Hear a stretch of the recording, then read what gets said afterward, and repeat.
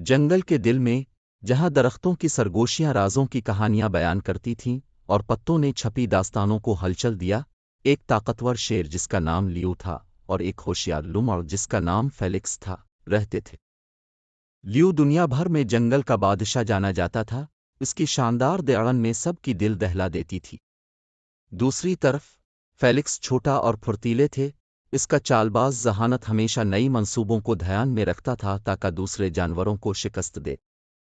ایک گرم دوپہر میں، جب سورج جنگل پر بے رحمانہ اور پیچیدہ طور پر چمک رہا تھا، لیو اور فیلکس نے ایک بڑے باؤباب درخت کی سائے کے نیچے اپنی جگہیں بنائیں۔ ان کی راہوں کبھی کبھار ملنے کی وجہ سے ایک دوسرے کی محترمہ احترام کرتی تھی، مختلفتوں کے باوجود ان کی مضبوطی اور ذہانت کی قدر کی جاتی تھی۔ لیو، میرے دوست، فیلکس نے خاموشی کو توڑا، یہ گرمی بہت بہت جان لیتی ہے، کیا اب بھی یہ سوچتے ہیں؟ لیو کو آرام سے فیلکس نے پہلوان مارا، بالکل، فیلکس، لیکن یہ جنگل کا طریقہ ہے، ہمیں اس کی چیلنجز کو برداشت کرنا ہوگا۔